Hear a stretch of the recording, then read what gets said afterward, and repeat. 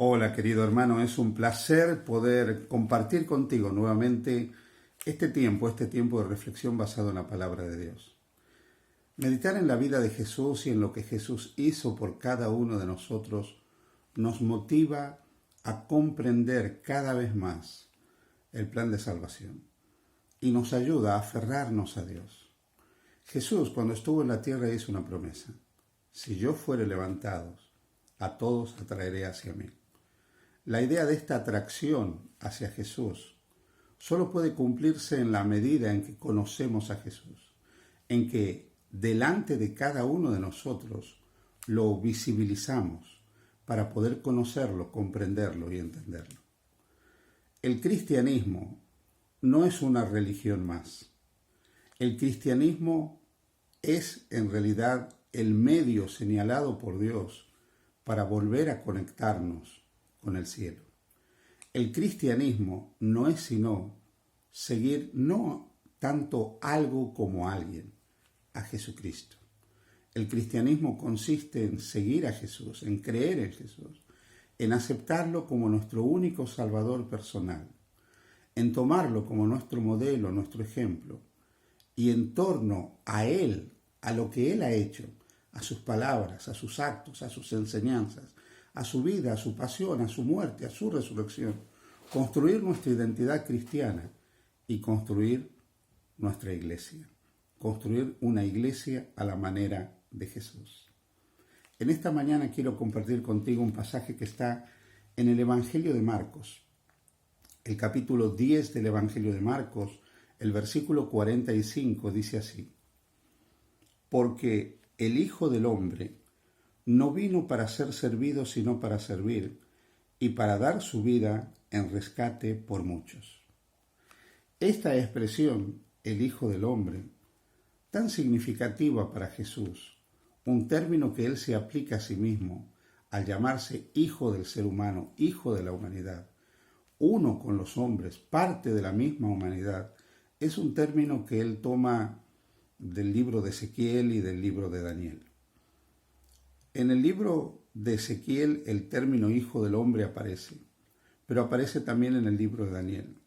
Y en ambos está asociado de una forma u otra a lo que la divinidad hace por los seres humanos. Pero no es mi intención centrarme hoy en el título Hijo del Hombre. Podríamos hablar luego de este tema.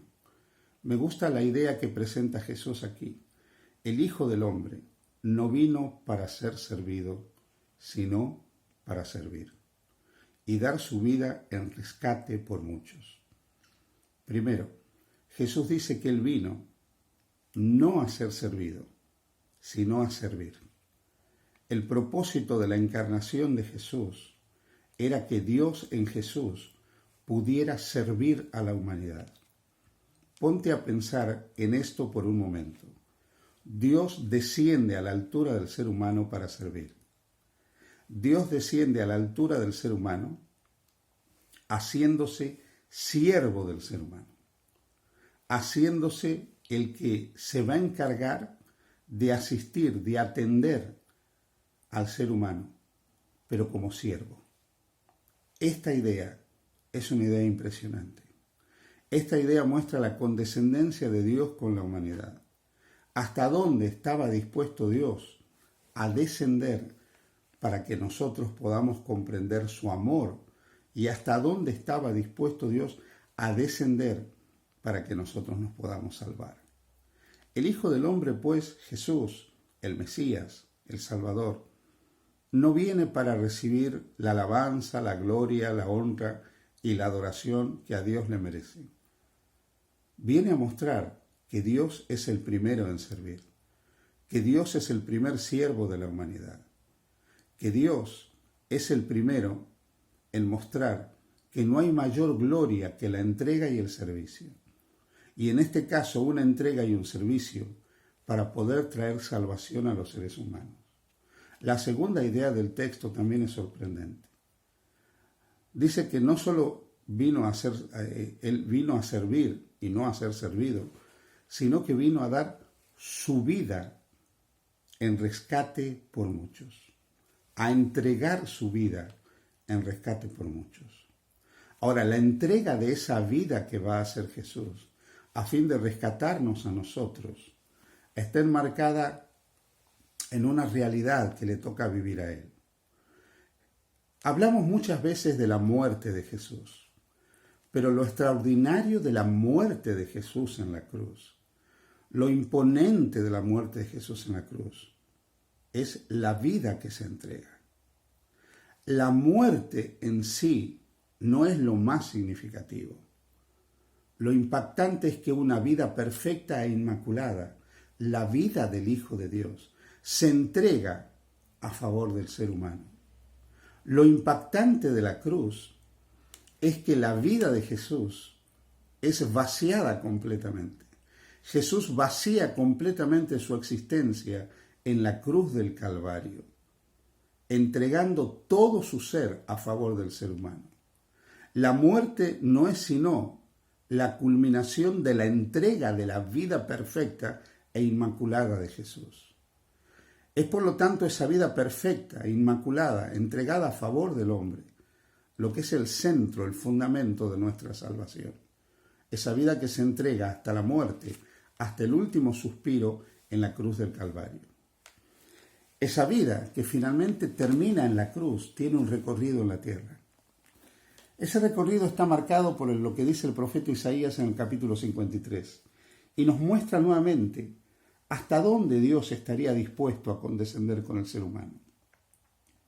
Dice el profeta Isaías en el capítulo 53 de su libro que Dios quiso de una manera palpable, visible, mostrar esa condescendencia con la raza caída, con los seres humanos, y tomar la naturaleza humana al punto de aceptar, como dice el versículo 3, ser despreciado y desechado por los otros hombres.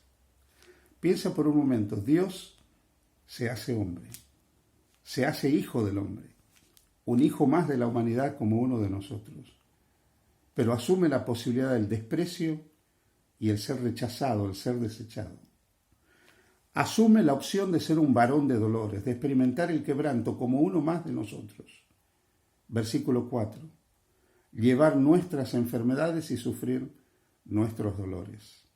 Versículo 5. Ser herido por nuestras rebeliones y molido por nuestros pecados. Así que cuando dice que Él vino a rescatarnos, lo dice en el contexto de la entrega de su vida. De esa vida que va a ser una vida despreciada y desechada.